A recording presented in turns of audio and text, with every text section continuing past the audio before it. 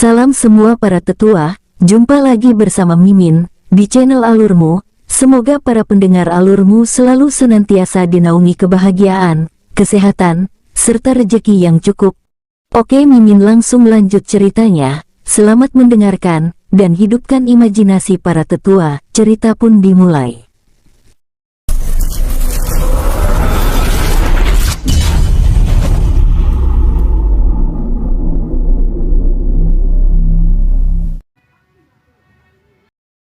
Lima belas meter dari tempat King Yongjun dan Zilong, Pang Dahai dan Ying Haotian yang berada di antara kerumunan menatap ketiga sosok tersebut dengan tajam. Ini akibatnya jika berjalan tanpa pengawalan, mereka hanya akan menjadi sasaran empuk para perampok itu, ucap Ying Haotian menggelengkan kepalanya, sambil mengabari Ying Tajun yang sebelumnya mengawasi King Yongjun dan Zilong. Saudara, apa rencana kita? Tanya Pang Dahai. Aku akan mengikuti mereka, saudara, tangani pengintai yang terus mengawasi kita ini. Jika ada kesempatan tangkap, jawab Ying Haotian. Baik saudara, dengan sikap hormat lalu memisahkan diri. Setelah Pang Dahai memisahkan diri, Ying Haotian lalu bergerak mengawasi King Yongjun dan Zilong yang dibawa oleh prajurit penjaga menuju alun-alun kota. Di hadapan Ying Haotian, Zilong dan King Yongjun terus bergerak mengikuti 5 prajurit yang membawa mereka dengan tenang. Apakah kakak punya rencana? Berbicara pada Zilong melalui telepati. Tenanglah, kakak sudah mengantisipasi masalah ini, jawab Zilong dengan tenang. Baik kakak, tapi apakah perlu kita melaporkan masalah ini pada leluhur Ying Tajun? Tidak perlu, biarkan leluhur beristirahat di penginapan, jawab Zilong dengan tenang. Baik, ucap King Yongjun mengalihkan pandangannya memeriksa kekuatan ketiga sosok paruhbaya yang ada di hadapannya. Pendekar semi-abadi tingkat 5 hingga tingkat 6. Kakak, sepertinya mereka menyembunyikan tingkat kekuatannya, berbicara pada Zilong melalui telepati. Sepertinya demikian, jawab Zilong dengan tenang. Nak, kalian akan menanggung akibatnya. Pemimpin kelompok berbicara pada King Yongjun dan Zilong melalui telepati. Oh, benarkah? King Yongjun mengejek membuat sosok tersebut semakin kesal. Nak, kalian berurusan dengan orang yang salah. Kalianlah yang berurusan dengan orang yang salah, jawab King Yongjun dengan sengit. Nak, seharusnya kamu takut, karena sebentar lagi Algojo akan melepaskan kepala kalian. Dengan wajah sungguh-sungguh. Oh, benarkah? Zilong menanggapi dengan santai membuat ketiga sosok tersebut terdiam menahan kesal. Bocah ini, ucap salah satu dari ketiga sosok tersebut berbicara pada rombongannya melalui telepati. Tenanglah, ucap pemimpin kelompok dengan santai. Walaupun kita dapat mengatasi pemeriksaan segel rahasia kota Jiang Selatan, namun bocah ini. Tenanglah, jangan biarkan mereka mencurigai kita, ucap pemimpin kelompok sambil membahas rencana mereka. Setelah berjalan beberapa waktu, King Yongjun, Zilong dan ketiga sosok paruhbaya tersebut akhirnya tiba di gerbang alun-alun kota, lalu dibawa oleh prajurit menuju aula kehakiman. Di halaman aula kehakiman, kehadiran King Yongjun dan rombongan lalu dihentikan oleh prajurit yang berjaga. Saudara, masih ada persidangan, ucap prajurit jaga yang berada di depan pintu aula, meminta kelima prajurit yang membawa King Yongjun dan rombongannya untuk menunggu. Baik saudara, ucap prajurit lalu meminta King Yongjun, Zilong dan ketiga sosok paruhbaya tersebut menunggu di halaman aula kehakiman. Kita akan masuk setelah mereka selesai, ucap prajurit tersebut dengan tenang. Baik tuan, jawab King Yongjun dan Zilong dengan tenang membuat prajurit tersebut semakin penasaran. Saudara, lihat, dari awal sampai sekarang, kedua anak ini begitu tenang, tidak menunjukkan ketakutan sedikitpun.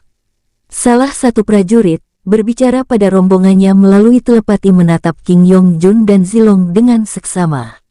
Benar, aku juga memperhatikan mereka. Sulit membedakan mana yang salah, karena mereka juga begitu tenang. Sambil menatap ketiga sosok paruhbaya yang juga tampak begitu tenang. Menjelang sore setelah menunggu cukup lama pintu aula yang tertutup tersebut terbuka, dengan beberapa pemuda dan sosok paruh baya keluar dari dalam ruangan dengan tubuh terikat rantai besi hitam. "Bawa ke halaman alun-alun dan pancung mereka," ucap suara dari dalam ruangan membuat wajah pemuda dan sosok paruh baya tersebut pucat pasi. "Oh tidak," ucap rombongan tersebut meronta sambil berusaha melepaskan ikatan rantai besi hitam, namun aura yang sangat kuat keluar dari dalam aula. "Diam," ucap sosok paruh baya dengan zirah perang emas keluar, menindas mereka sambil meminta prajurit segel membawa para tawanan tersebut membuat King Yongjun dan Zilong menggelengkan kepalanya. "Saudara," ucap prajurit yang berjaga di depan pintu mempersilakan kelima prajurit memasuki aula kehakiman. "Terima kasih saudara." Lalu membawa King Yongjun, Zilong dan ketiga sosok paruh baya yang menggunakan jubah abu-abu gelap tersebut ke dalam aula. Di dalam ruangan, kehadiran King Yongjun, Zilong dan ketiga sosok paruh baya disambut tatapan tajam sosok paruh baya yang duduk di kursi utama dengan 5 sosok paruh baya di sisi kiri dan 5 sosok paruh baya di sisi kanan. Di dalam ruangan tersebut, kelima prajurit tersebut lalu memisahkan tawanan yang dibawanya. King Yongjun dan Zilong pada sisi kirinya, dan ketiga sosok paruh baya tersebut pada kanannya yang dibatasi dengan pagar besi hitam. "Prajurit, silakan," ucap sosok paruh baya yang duduk di kursi utama yang merupakan kultivator semi-abadi tingkat puncak dengan suaranya yang berat dan serak. "Yang mulia," kedua anak ini menuduh mereka ingin merampas barangnya, lalu ketiga orang ini menuduh kedua anak ini mencuri barang mereka, ucap prajurit tersebut menjelaskan bagaimana mereka menangkap King Yongjun, Zilong dan ketiga sosok paruh baya di jalanan kota tersebut dengan detail. "Baik, silahkan kalian kembali," ucapnya memberi perintah. Setelah kelima prajurit tersebut pergi, prajurit yang berada di dalam ruangan lalu menutup pintu aula. Setelah suasana tenang, sang hakim lalu membuka pembicaraan. "Kota Jiang Selatan tidak pernah memiliki penjara. Apakah kalian tahu artinya?" Sang hakim membuka pembicaraan, menatap King Yongjun, Zilong dan ketiga sosok paruh baya tersebut dengan serius. "Yang mulia, apakah aku boleh menjawab?" Zilong menanggapi dengan tenang. "Silakan," ucapnya dengan serius. "Yang mulia, itu adalah aturan kota Jiang Selatan. Aku dan adikku adalah pengunjung yang tentunya akan mematuhi setiap aturan yang ada di kota ini," ucap Zilong dengan tenang. "Baik, itu artinya kalian tahu diri. Nah, kami tidak pernah menawan penjahat. Siapapun yang berani membuat masalah dan terbukti bersalah, akan kami pancung di alun-alun kota. Aturan ini berlaku sejak kota ini didirikan. Kami tidak peduli dengan latar belakang kalian. Selama kalian tidak bersalah, maka kalian akan selamat." "Baik, mari kita mulai," ucap sang hakim dengan serius, lalu mengarahkan pandangannya pada ketiga sosok paruh baya yang berdiri dengan tenang. "Kalian menuduh kedua anak ini mencuri barang kalian. Apakah kalian bisa menyebut barang tersebut dan menjelaskannya?" tanya sang hakim dengan serius. "Yang mulia, 5 hari yang lalu kami dan saudara keempat kami telah membeli beberapa sumber daya dari rumah lelang emas kuno. Setelah itu kami lalu minum-minum di restoran Puncak Bunga dan mabuk. Saat kami terbangun, saudara keempat kami kehilangan cincin penyimpanannya yang berisi tombak giok naga hijau, pusaka semi-abadi tingkat puncak. Selain itu juga ada bunga persik hitam yang berusia 15.000 tahun dan 2 butir pil hidup berkelipatan. Berdasarkan penyelidikan, kami yakin kedua bocah inilah yang melakukannya," ucap pemimpin kelompok tersebut memberi jawaban. "Apakah ada tambahan?" "Tidak ada, Yang mulia." Dengan sikap hormat. "Lalu apa sanggahan kalian?" tanya sang hakim mengalihkan pandangannya pada King Yongjun dan Zilong yang tampak tenang. "Yang mulia, aku akan menjawab," ucap King Yongjun sambil menangkupkan tangannya dengan hormat. "Silakan," ucap sang hakim dengan tenang. "Yang mulia, yang dituduhkan oleh ketiga orang miskin ini memang ada benarnya, karena kamu..." Pemimpin kelompok tersebut menatap King Yongjun dengan kesal. "Diam kau." "Tapi yang mulia, mereka memprovokasi kami. Saat kalian bicara, mereka bahkan tidak memotong kata-kata kalian." Apakah kalian tidak bisa belajar dari anak ini? Ucap sang hakim dengan kesal. Baik Yang Mulia, menatap King Yongjun dengan tajam. Nak, lanjutkan penjelasanmu. Baik Yang Mulia, 5 hari yang lalu aku dan kakakku membeli pusaka tombak giok naga hijau dan bunga persik hitam dari rumah lelang emas kuno, tapi kami tidak menyangka ternyata ketiga orang miskin ini telah mengintai kami, ucap King Yongjun dengan tenang. Yang Mulia, dengan usia dan kemampuannya, apakah Yang Mulia percaya mereka dapat membeli pusaka dan sumber daya tersebut? Ini sangat mustahil. Pemimpin kelompok memberi tanggapan. Nak, lalu bagaimana dengan pil hidup berkelipatan? Tanya sang hakim. Yang Mulia, pil hidup berkelipatan itu diberikan oleh ayah kami. Aku dan kakakku masing-masing memiliki lebih dari jumlah yang dituduhkan. Bagaimana mereka bisa tahu pil tersebut? Kami juga penasaran, jawab Zilong. Membuat ketiga sosok paruh baya tersebut tertawa. Anak sekecil ini sudah mampu membual. Benar-benar luar biasa, ucap pemimpin kelompok mengejek. Aku sangat curiga jika selama ini kalian membangun kekuatan dengan hasil menipu. Sehingga hasilnya begitu lemah. Kamu, dengan wajah kesal. Jika kalian benar-benar hebat, bagaimana bisa seorang kultivator seperti kalian kehilangan cincin penyimpanan? Benar-benar lemah, ucap King Yongjun membuat Zilong tertawa. Cukup, ucap sang hakim membuat ruangan itu menjadi hening. Baik, itu adalah pengakuan kalian dan kami menghargai kejujuran. Namun kami perlu menguji kebenarannya. Jika melakukan pemeriksaan di rumah lelang emas kuno dan menghadirkan saksi akan memerlukan waktu yang cukup lama. Untuk itu kami akan menggunakan cara kami, ucap sang hakim dengan kelima sosok yang berada di sisi kiri dan kanannya tiba-tiba berdiri lalu maju ke depan. Setelah ke-10 sosok tersebut maju, mereka lalu mengibaskan tangannya. Swoosh, segel kabut ilusi yang menyamarkan keberadaan bola kristal putih sebesar 5 kali kepala orang dewasa muncul di hadapan mereka. Swoosh, ke-10 sosok paruh baya tersebut mengirim kekuatannya, membuat bola tersebut menjadi putih transparan.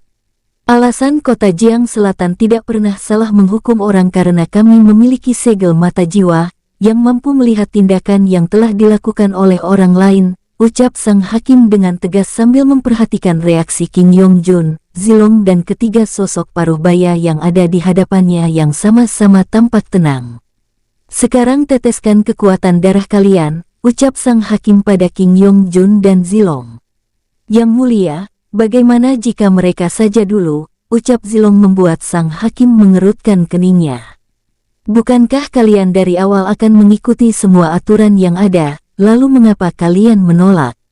Pemimpin kelompok mengejek Zilong dengan tatapan sinis. Jika kalian benar-benar jujur, lalu mengapa kalian tidak duluan saja, ucap King Yongjun.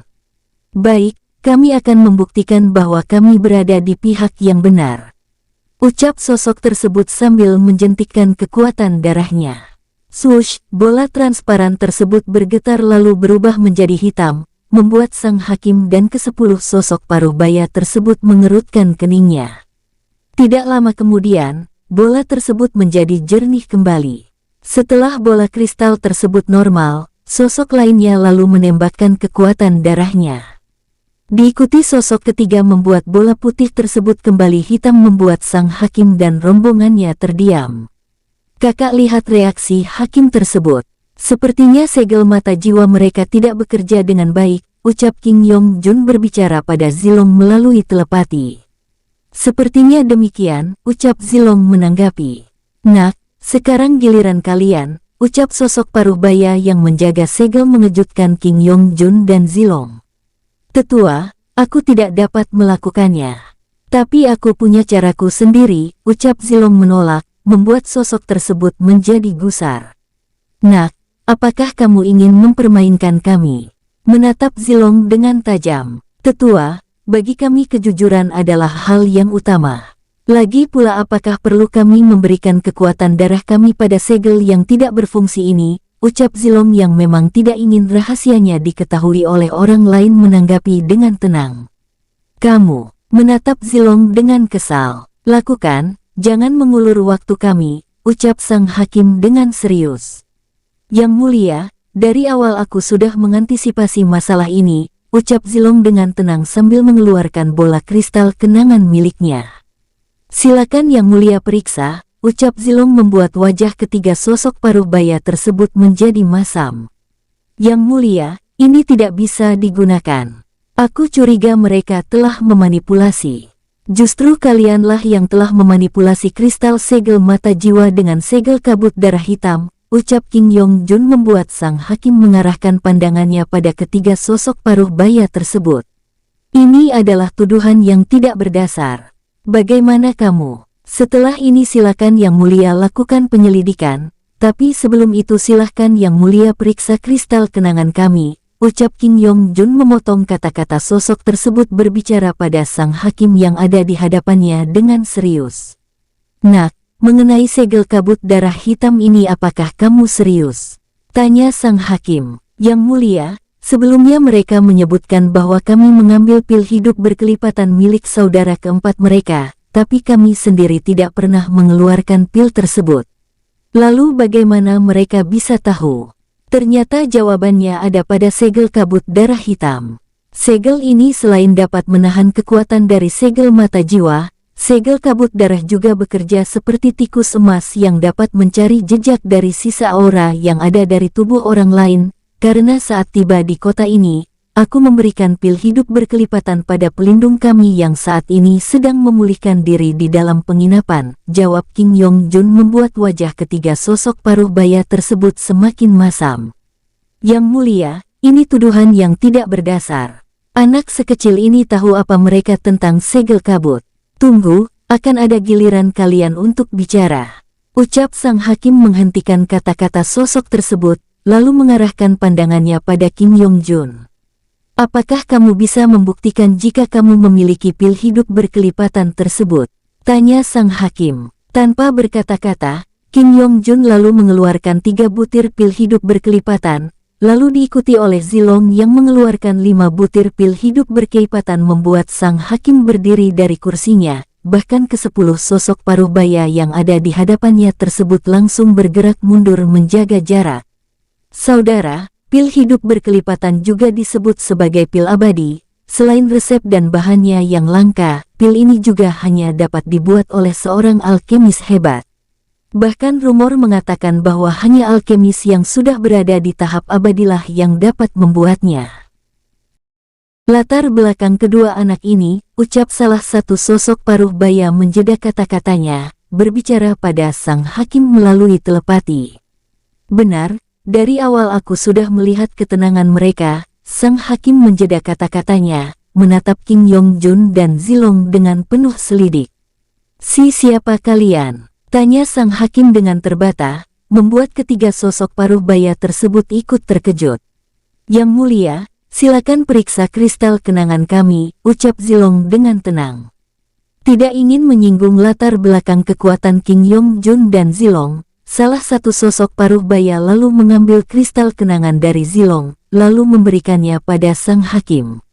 Dengan tenang, sang hakim melepaskan sedikit auranya, lalu menyentuh kristal kenangan tersebut.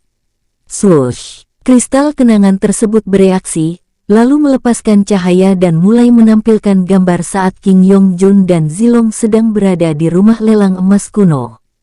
15 menit berselang, cahaya dari kristal kenangan tersebut lenyap bersamaan dengan hancurnya kristal kenangan tersebut. Duar! Ledakan keras dengan kabut hitam tiba-tiba menyelimuti ruangan tersebut, yang disusul oleh ledakan pintu ruangan yang hancur, membuat King Yongjun langsung bergerak menuju sudut ruangan sambil melepaskan segel perisai perlindungan emas. Racun api! Segel tempat ini! Suara sang hakim memberi perintah untuk menyegel tempat itu.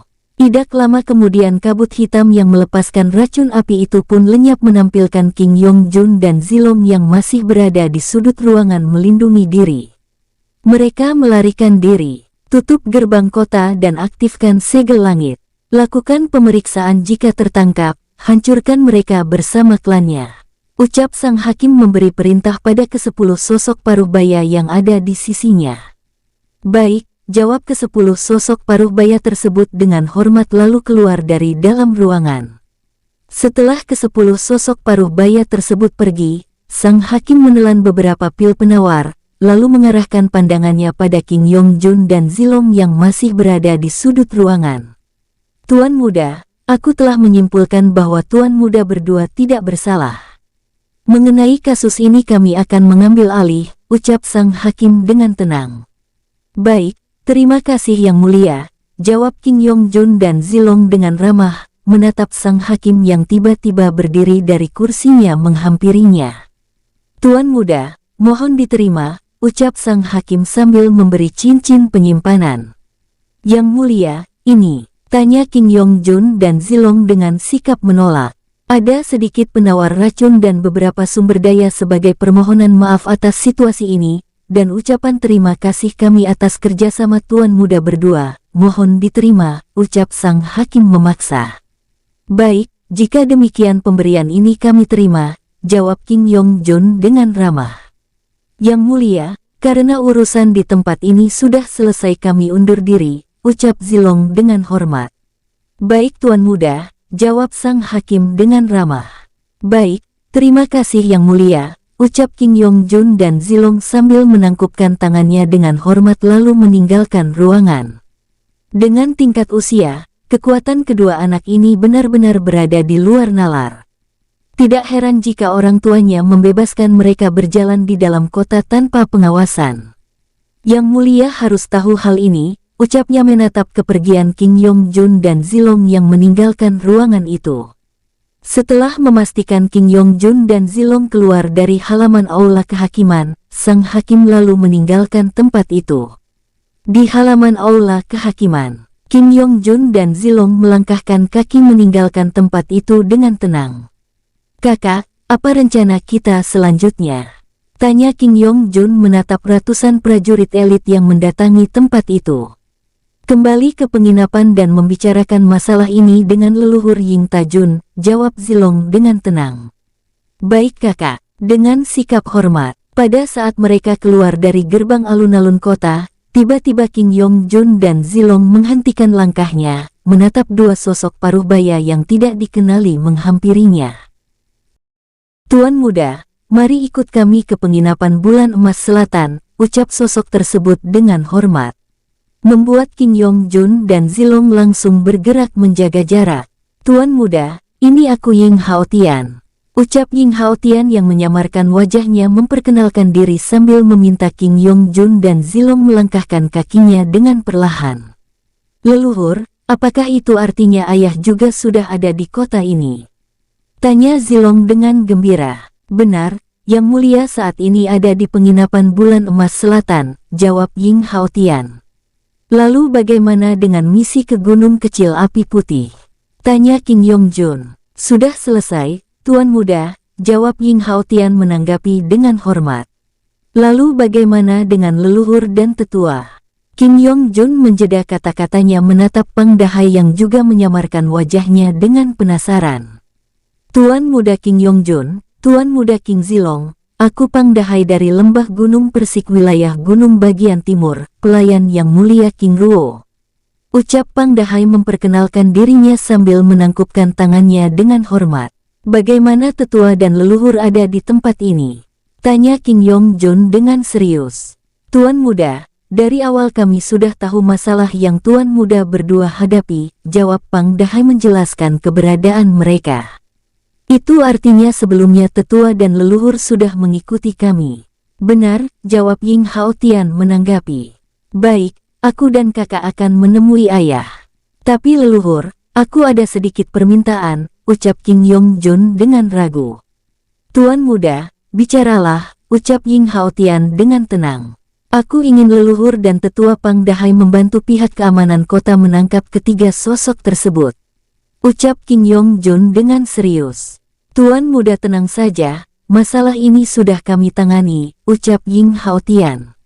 Maksud leluhur, Tuan Muda, aku telah mengikuti masalah ini dari awal, aku bahkan ikut menyimak percakapan di dalam aula kehakiman dengan jelas. Apakah sebelumnya leluhur juga berada di dalam aula kehakiman? Benar. Setelah sang hakim selesai memeriksa kristal kenangan Tuan Muda King Zilong, aku melihat ketiga sosok paruh baya tersebut mengeluarkan senjata gelap. Mengantisipasi ketiga sosok tersebut kabur, aku melepaskan kabut hitam lalu menangkap mereka. Untuk menambah kecurigaan pihak kota pada mereka, aku melepaskan kabut racun api tingkat dasar saat Tuan Muda telah bergerak di sudut ruangan melindungi diri. Jawab Ying Haotian menjelaskan pekerjaannya dengan detail, membuat King Yong Jun dan Zilong ternganga. Lalu mengapa dari awal leluhur tidak? Zilong menjeda kata-katanya. Tuan Muda, ikut campur dengan sembarangan di kota ini tidak baik, karena aku merasakan ada kekuatan abadi dari pusat kota yang begitu kentara, ucap Ying Haotian menjelaskan alasannya, yang sebenarnya ingin melihat bagaimana King Yong Jun dan Zilong mengatasi masalahnya. Aku begitu penasaran dari mana kelompok mereka sebenarnya, ucap King Yong Jun dengan penasaran. Kita akan tahu nanti, ucap Ying Haotian menanggapi. Baik, mari kita menemui ayah. Setelah itu aku ingin membawa leluhur melenyapkan klan mereka, ucap Zilong dengan tegas membuat Pang Dahai yang berjalan di sisi King Yong Jun membatin bergidik ngeri. Baik Tuan Muda, jawab Ying Haotian dengan hormat. Di tempat lain, di dalam kamar penginapan mewah yang ada di barat kota, Ying Tajun yang baru saja selesai menyerap pil hidup berkelipatan dari King Yong Jun lalu memeriksa cincin penyimpanannya. Dari saudara Haotian, Tuan Muda, ucapnya berdiri dengan wajah serius hendak meninggalkan ruangan tersebut, namun tiba-tiba menghentikan langkahnya. Pemeriksaan, ucapnya merasakan beberapa aura bergerak mendekati kamar yang ditempatinya serta pergerakan lain yang ada di penginapan tersebut, lalu bergerak menuju jendela kamar. Sus, sosoknya keluar dari jendela penginapan tersebut, bergerak menuju jalanan kota lalu mendarat di tempat yang cukup sepi. Setelah bergerak beberapa waktu, Ying Haotian akhirnya tiba di kawasan alun-alun kota yang telah dijaga oleh ratusan prajurit elit kota Jiang Selatan. Pada saat sedang memeriksa kawasan tersebut, Ying Tajun kembali menerima pesan dari Ying Haotian. Penginapan Bulan Emas Selatan, ucapnya lalu bergerak meninggalkan tempat itu. Di tempat lain, King Yong Jun dan rombongan yang sedang berjalan menuju penginapan Bulan Emas Selatan dengan tenang. Leluhur, ucap Zilong menatap puluhan prajurit elit yang bergerak melakukan pemeriksaan. Biarkan saja, ucap Ying Haotian dengan tenang bersamaan dengan langit sore kota Jiang Selatan yang mulai gelap.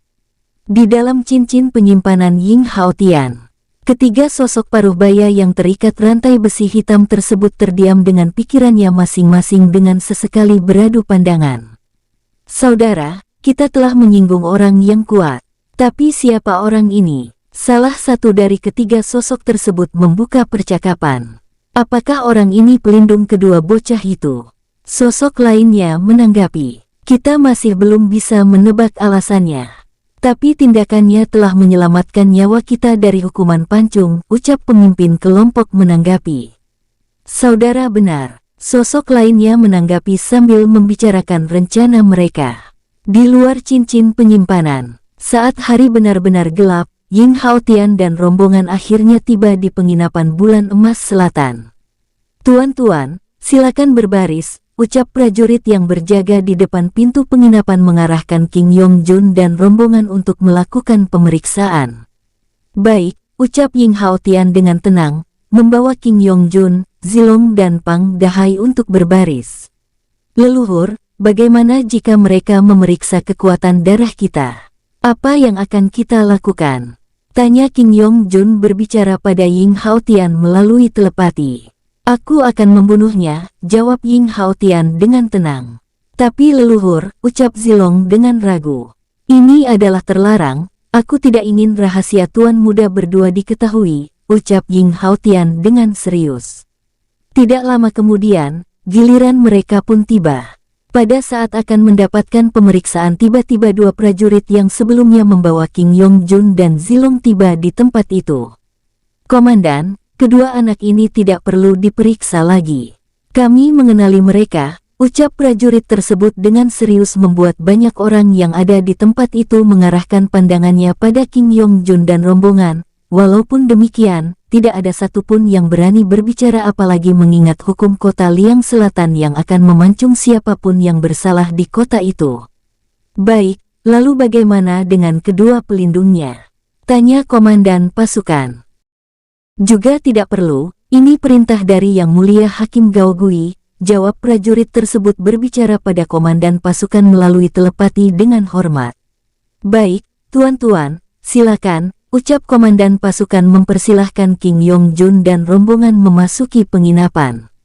Terima kasih, komandan, ucap King Yong Jun dan Zilong sambil membawa Ying Hao Tian dan Pang Dahai memasuki ruangan.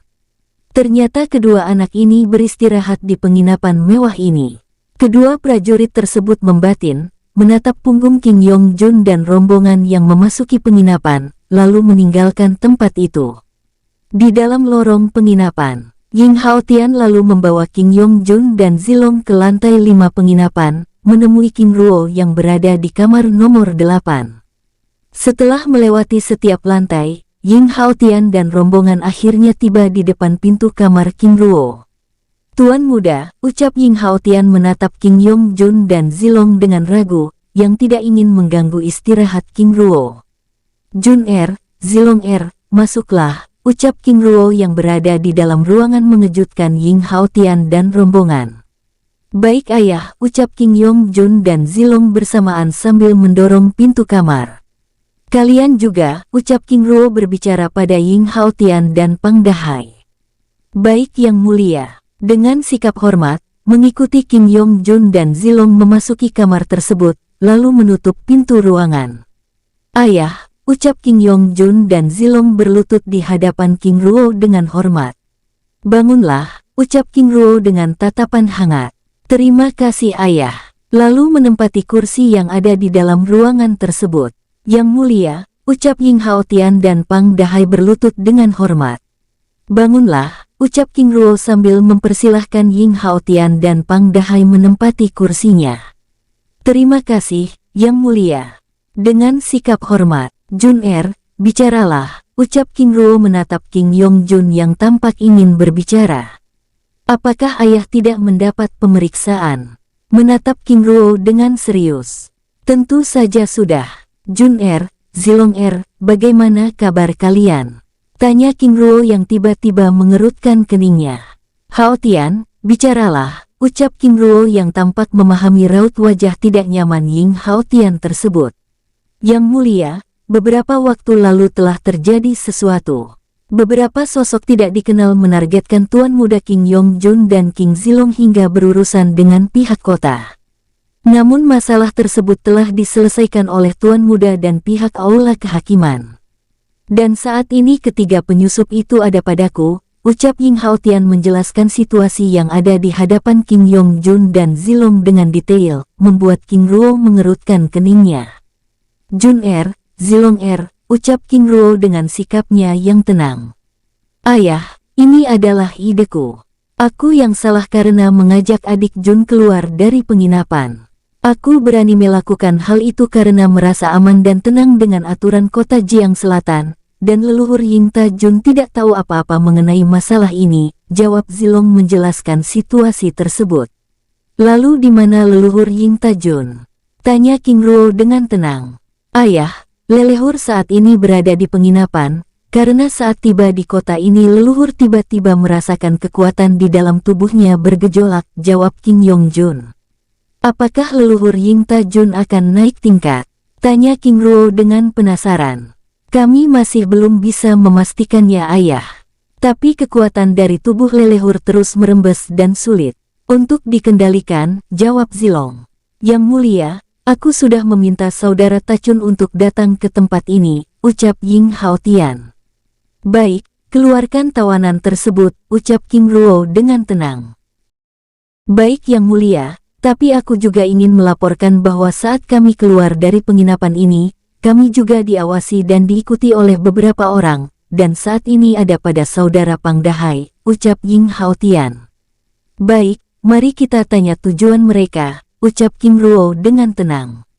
Pada saat Ying Hao Tian dan Pang Dahai hendak mengeluarkan tawanan yang ada di dalam cincin penyimpanannya, tiba-tiba pintu ruangan diketuk oleh pelayan. Tuan, ada yang ingin bertemu, ucapnya dari balik pintu dengan hormat. Silakan, ucap King Ruo dengan tenang. Tidak lama kemudian, pintu ruangan terbuka, menampilkan sang hakim bersama dua sosok paruh baya lainnya. Tuan-tuan, aku Hakim Gao Gui, datang bersama Yang Mulia Jiang Fanbian dan Jenderal Utama Kerajaan, Jiang Jianxi. Memperkenalkan diri sambil menangkupkan tangannya dengan hormat. Yang Mulia, Jenderal, silakan, ucap King Ruo bersama rombongan berdiri, mempersilahkan Hakim Gao Gui dan menempati kursi yang tersedia. Terima kasih Tuan. Dengan sikap tenang, namun tidak dengan Jenderal Utama Kerajaan yang tampak tidak tenang. Setelah Hakim Gao Gui dan rombongan menempati kursi, King Ruo lalu membuka pembicaraan tersebut. Yang Mulia Jiang Fanbian, ada hal penting apa yang membuat Yang Mulia mendatangi kami? Tanya King Ruo dengan tenang. Apakah seperti ini cara kalian berbicara pada pemimpin kota? Ucap Jiang Jianxi menatap King Ruo yang berbicara tanpa memperkenalkan diri dengan tajam. Paman, ucap Jiang Fanbian penuh arti, menenangkan sosok paruh baya yang tampak kesal tersebut. Yang Mulia, mereka harus tahu diri. Ini kota Jiang, bukan tempat yang bisa mereka. Paman, ingat tujuan kita datang, ucap Jiang Fanbian berbicara pada Jiang Jianxi melalui telepati dengan kesal. Tapi mereka tidak menghargai kita sama sekali, ucap Jiang Jianxi menanggapi. Jika mereka menuntut kita atas situasi sebelumnya, apa jawaban kita? Paman, jangan membuat masalah yang tidak penting. Tidak penting, Yang Mulia, jangan biarkan pendatang yang datang ke kota ini bertindak semena-mena. Aku tidak. Jiang Jianxi menjeda kata-katanya saat pintu ruangan diketuk. Masuklah, ucap King Ruo yang mengenali sosok tersebut. Baik Yang Mulia, jawab sosok dari luar menanggapi, membuat Jiang Fanbian, Jiang Jianxi dan Hakim Gao Gui saling berpandangan. Tidak lama kemudian pintu ruangan terbuka menampilkan sosok Ying Tajun yang sedang menyamar. Yang Mulia, Tuan Muda, ucapnya memasuki ruangan lalu berlutut di hadapan King Ruo dengan sangat hormat. Bangunlah, ucap King Ruo dengan tenang. Terima kasih Yang Mulia. Dengan sikap hormat, lalu menghampiri Ying Tajun dan Pang Dahai. Saudara, ucapnya lalu duduk di samping Ying Haotian, menatap Jiang Fanbian dan rombongannya yang tampak tidak nyaman. Di hadapan King Ruo dan rombongannya, Yang Mulia, itu artinya orang ini juga penguasa, ucap Hakim Gao Gui berbicara pada Jiang Fanbian dan Jiang Jianxi melalui telepati. Benar, jawab Jiang Fanbian menanggapi, yang juga begitu penasaran dengan identitas King Ruo dan rombongan. Lalu Yang Mulia, apa rencana kita? Tanya Hakim Gao Gui menatap Jiang Jianxi yang tampak semakin kesal. Karena Ying Tajun bahkan tidak menyapa mereka. Aku ingin mereka segera pergi dari kota ini, ucap Jiang Jianxi menanggapi Hakim Gao Gui dengan kesal. Paman, cukup, ucap Jiang Fanbian dengan kesal.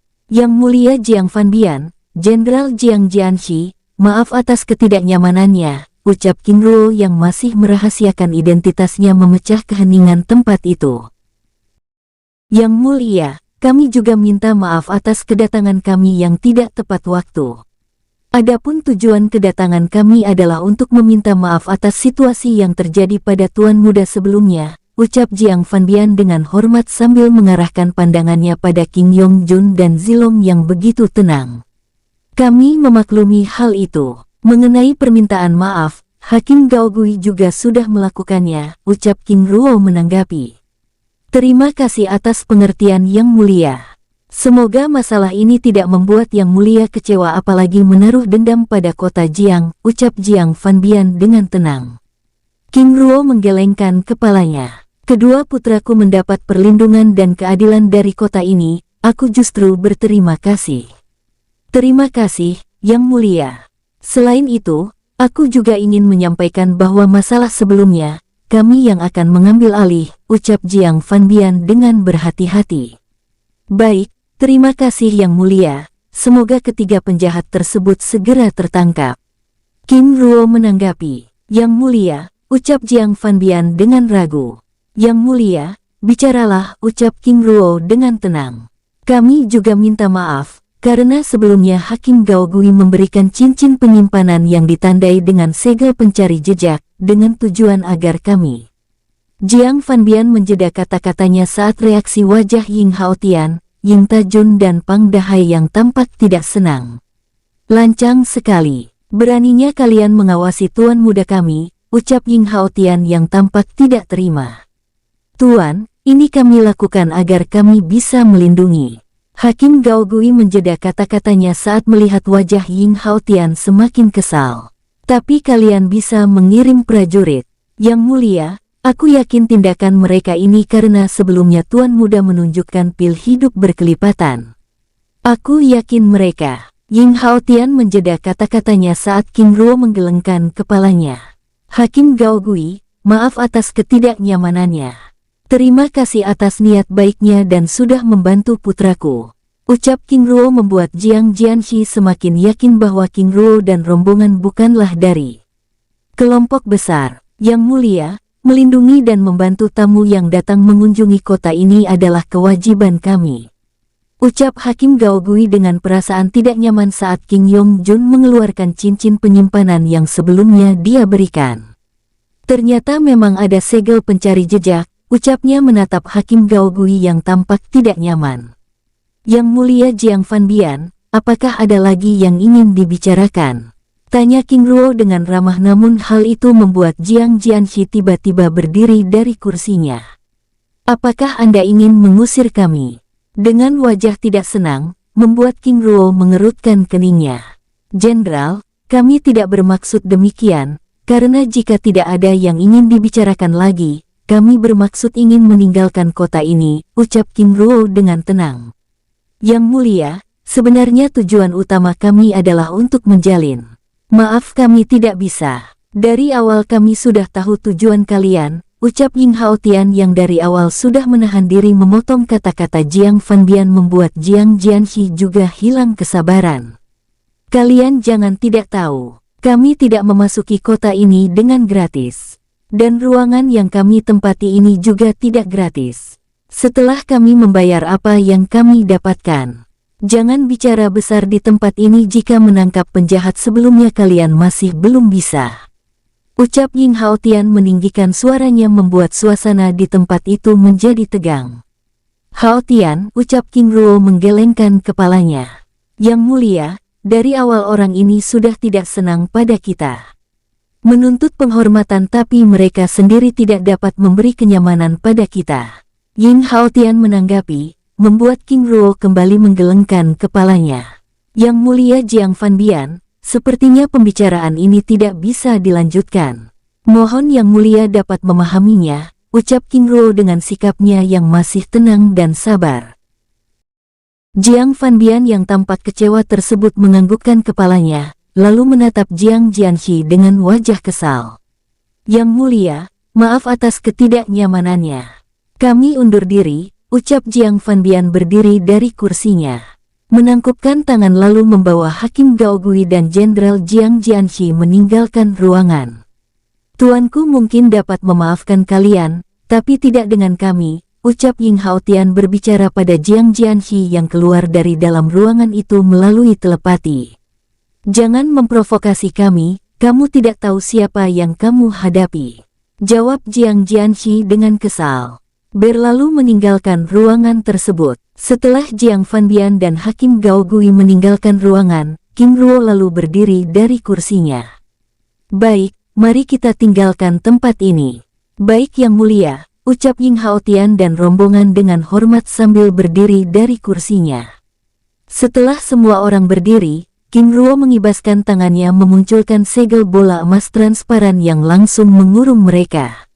Swoosh! Segel bola emas transparan tersebut memburam lalu lenyap dari dalam ruangan tersebut, muncul di atas langit penginapan tersebut.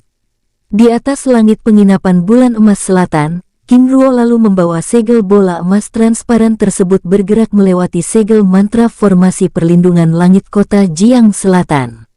Swoosh! King Ruo membawa segel bola emas transparan tersebut bergerak menuju barat. Ayah, kemana tujuan kita? Tanya King Yongjun memecah keheningan. Kita akan beristirahat di hutan barat kota, jawab King Ruo dengan tenang. Baik ayah. Dengan sikap hormat, mengitari pandangannya memeriksa setiap tempat yang dilewati dengan seksama. Di dalam kamar penginapan Bulan Emas Selatan. 5 menit setelah King Ruo dan rombongan meninggalkan tempat itu, Jiang Jianxi dan 3 sosok paruh baya memasuki ruangan. Saudara, mereka sudah pergi, ucap sosok paruh baya lainnya bicara. Temukan jejak auranya, ucap Jiang Jianxi memberi perintah sambil memeriksa setiap sudut ruangan dengan seksama. Setelah cukup lama mencari, Jiang Jianxi dan rombongannya lalu berkumpul kembali. Saudara, sepertinya kita harus menghentikan pencarian ini, ucap salah satu dari sosok tersebut berbicara pada Jiang Jianxi dengan serius. Benar, ucap sosok lainnya menanggapi. Tapi, mereka telah menghina kita. Saudara, mereka bukanlah orang yang dapat disinggung. Dapat meninggalkan tempat ini dengan begitu bersih tanpa jejak aura sedikitpun, hanya dapat dilakukan oleh mereka yang berada di tingkat yang lebih tinggi. Sosok lainnya berbicara, tidak bisa, ini menyangkut harga diri. Ucap Jiang Jianxi lalu bergerak meninggalkan ruangan tersebut, membuat ketiga sosok paruh baya tersebut menggelengkan kepalanya. Di tempat lain, swoosh, swoosh segel bola emas transparan yang membawa King Ruo dan rombongan bergerak menuju hutan di barat kota melintasi langit malam dengan tenang. Yang mulia, ucap Ying Haotian memecah keheningan. Bicaralah, ucap King Ruo dengan tenang. Jiang Jianxi, aku, ucapnya menjeda kata-katanya. Mereka tidak salah, karena bagaimanapun juga kita harus bersikap sopan. Tapi yang mulia, dengan wajah tidak terima. Aku juga kurang senang karena mereka meletakkan segel pencari jejak pada cincin penyimpanan yang mereka berikan, namun aku juga tidak ingin ada masalah. Haotian, aku ingin wilayah selatan merasa tenang. Lagi pula akan sangat aneh jika informasi mengenai tewasnya pembantai liar yang telah tersebar tapi masih ada kekacauan, ucap King Ruo menjelaskan alasannya dengan tenang. Baik yang mulia, lalu bagaimana dengan rahasia tuan muda yang memiliki pil hidup berkelipatan? Biarkan saja, lagi pula mereka juga tidak tahu keberadaan kita. Tapi bagaimana jika mereka terus mengejar kita? Mereka akan membayar dengan nyawanya, jawab King Ruo dengan tenang. Baik yang mulia, Jun Zilong lain kali gunakan teknik ilusi, ucap King Ruo dengan tenang. Baik ayah, dengan sikap hormat sambil berbincang-bincang santai. Setelah bergerak beberapa waktu, mereka akhirnya tiba di hutan barat kota. Swoosh! Segel bola emas transparan yang membawa King Ruo dan rombongan mendarat di bawah pohon raksasa yang berada di tepi sungai yang berada di tengah hutan raksasa tersebut.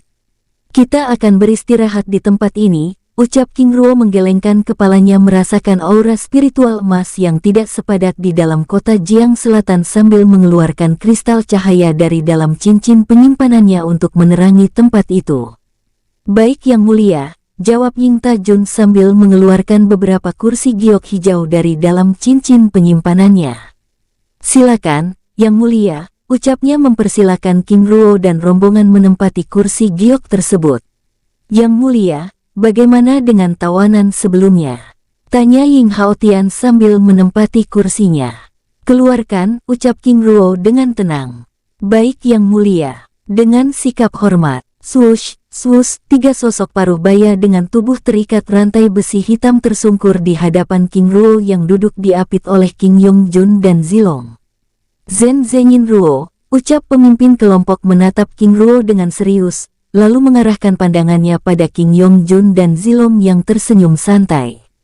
Ternyata kamu mengenaliku, ucap King Ruo. Bi benar, Pak Patriark. Dengan terbata. Lalu mengapa kalian tidak mengenal kedua putraku? Apakah kalian sengaja menargetkan mereka? Tanya King Ruo dengan tatapan tajam. Kami benar-benar tidak tahu. Patriark menatap King Ruo dengan serius. Lalu siapa kalian? Tanya Ying Haotian ikut menimpali menatap ketiga sosok parubaya tersebut dengan tatapan dingin. Kami, pemimpin kelompok tersebut menjeda kata-katanya, menatap King Ruo dengan perasaan tidak tenang.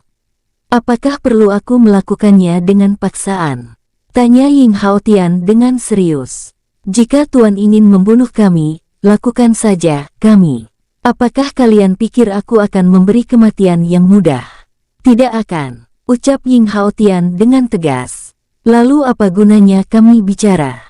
Jika kalian tidak akan mengampuni kami, sosoknya lainnya menimpali. Nanti kamu akan tahu sendiri, jawab Ying Haotian yang tiba-tiba mengeluarkan pisau hitam dari dalam cincin penyimpanannya. Leluhur, aku punya cara, ucap King Yongjun lalu mengarahkan pandangannya pada King Ruo. Ayah, apakah aku boleh, ucap King Yongjun menjeda kata-katanya, menatap King Ruo yang menggelengkan kepalanya. Mereka berada di tahap puncak semi-abadi, menggunakan teknik perubahan bintang dengan segel rantai jiwa terlalu berbahaya. Biar ayah yang melakukannya, ucap King Ruo dengan tenang. Baik ayah, jawab King Yongjun dengan sikap hormat, menatap wajah ketiga sosok paruh baya yang ada di hadapannya yang tiba-tiba berubah pucat pasi. Oh tidak, ucap ketiga sosok tersebut menatap King Ruo dengan panik. Sepertinya kalian mengenali teknik perubahan bintang dan segel rantai jiwa, ucap King Ruo sambil mengedarkan sedikit kekuatan dari tubuhnya. Apakah Patriark seorang Luo? Menatap King Ruo dengan serius. Kamu sedang berbicara dengan penguasa muda dari Trah pertama. Apakah sekarang kamu mengerti? Ucap Ying Haotian membuat sosok tersebut semakin ketakutan. Tetapi bagaimana mungkin? Bukankah Trah pertama telah dimusnahkan? Ucap sosok tersebut dengan serius namun tiba-tiba terdiam saat rantai emas yang dilepaskan oleh King Ruo memasuki tubuhnya. Ah! Teriaknya mencoba melawan segel rantai emas yang mulai menyegel kekuatannya. Apakah segel rantai jiwa yang memasuki tubuhmu itu ilusi? Tanya King Ruo sambil mengedarkan kekuatan petir dari tubuhnya saat rantai emas tersebut tidak mengalami halangan di dalam kekuatan jiwa sosok tersebut. Treng! Rantai petir murni abadi muncul menyelimuti tubuh King Ruo membuat ketiga sosok paruh baya tersebut semakin ketakutan. Pak Patriark, aku akan bicara. Aku akan bicara. Sudah terlambat, ucap King Ruo sambil menghampiri sosok tersebut dan mencengkram lehernya. Ah! Teriak sosok tersebut meraung-raung kesakitan saat rantai petir abadi mulai menyelimuti tubuhnya yang terikat rantai besi hitam, membuat lutut kedua sosok lainnya gemetar. Bersambung, sampai ketemu di episode selanjutnya. Semoga kalian semua selalu terhibur, dan terima kasih.